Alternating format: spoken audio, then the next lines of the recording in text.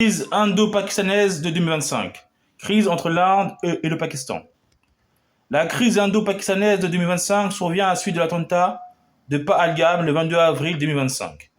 Une attaque terroriste islamique dans la vallée de Bessaran, au Jammu et Cachemire, territoire sous administration indienne situé à la frontière entre l'Inde et le Pakistan. Au cours de cet attentat, au moins 28 touristes sont tués et plus d'une vingtaine sont blessés. Le Front de résistance, une branche du groupe islamiste Lashkar-e-Taiba, basé au Pakistan, revendique la responsabilité de l'attentat.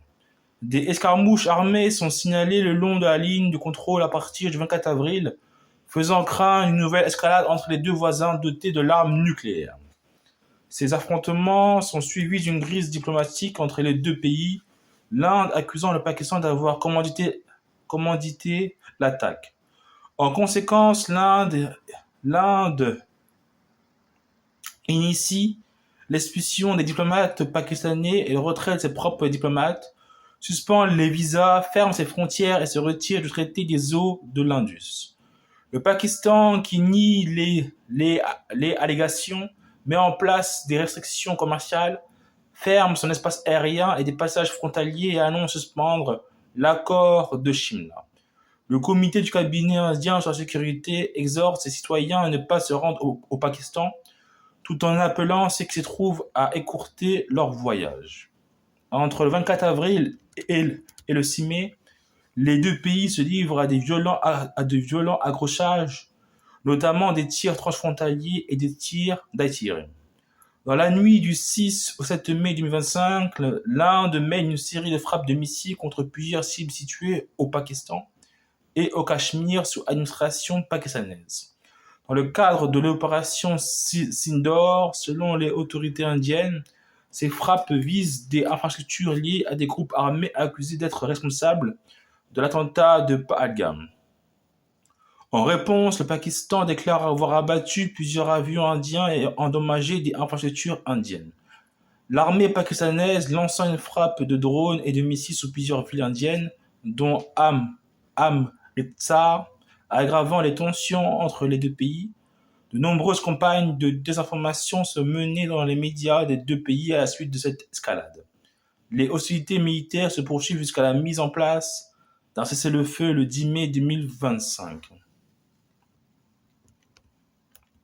Attentat de Pahalgam.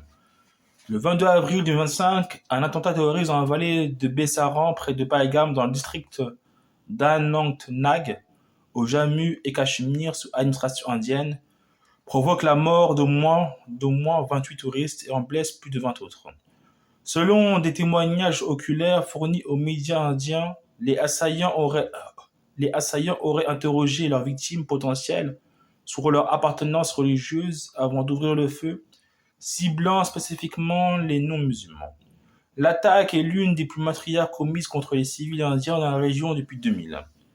Le front de résistance, considéré comme une émanation du groupe terroriste Lashkar-e-Taiba basé au Pakistan, revendique initialement sa responsabilité. Selon eux, l'attaque s'opposait à la politique du gouvernement indien, autorisant les citoyens indiens à vivre et travailler au Cachemire, entraînant l'installation de populations non locales dans la région. 4 jours plus tard, celui-ci revient sur sa revendication. Conflit du Cachemire. Le Cachemire est un différend territorial portant sur la région du Cachemire, opposant principalement l'Inde et le Pakistan, mais impliquant également la Chine dans sa partie nord-est. Ce conflit a débuté à la suite de la partition de l'Inde en 1947, lorsque les deux nouveaux États ont revendiqué la souveraineté sur l'ensemble de l'ancien État princier du Jammu et Cachemire.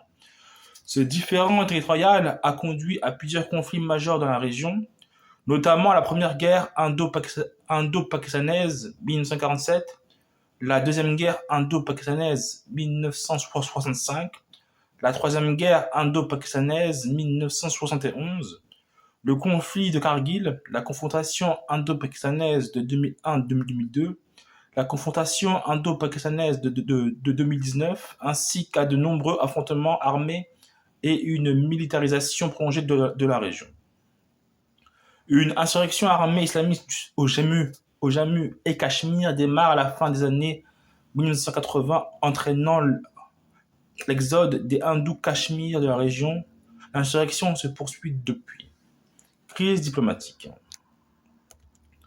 Dans la nuit du 23 avril, le secrétaire d'État indien aux Affaires étrangères, Vikram Misri, tient une conférence de presse spéciale après une réunion avec le CCS. Il annonce la suspension temporaire du traité des eaux de l'Indus avec le Pakistan, avec effet immédiat, jusqu'à ce que celui-ci cesse de soutenir le terrorisme transfrontalier. Il annonce également la fermeture du poste de contrôle à la frontière d'Attari-Vaga, une interdiction de voyager pour tous les ressortissants pakistanais en Inde dans le cadre du programme d'exemption de visa de la SARC et l'annulation de tous les visas précédemment délivrés. En outre, les conseillers militaires pakistanais du Haut Commissariat du Pakistan en Inde sont expulsés, leur homologue indien à Islamabad retiré, et les effectifs du Haut Commissariat indien à Islamabad réduits de 55 à un minimum de 30 personnes. Les postes de ces conseillers militaires sont considérés comme supprimés. Le ministère pakistanais des Affaires étrangères présente ses condoléances aux familles des victimes et son ministre de la Défense, Khawaja Asif, rejette toute implication du Pakistan dans ces événements. Cependant, dans une interview accordée à Sky News en réponse aux allégations de terrorisme, le ministre Asif déclare que le Pakistan s'était engagé dans ce type d'activité sous la direction des États-Unis, de la Grande-Bretagne et de l'Occident depuis trois décennies. Le Pakistan réagit à la suspension du traité en la qualifiant d'inappropriée et manquant de sérieux.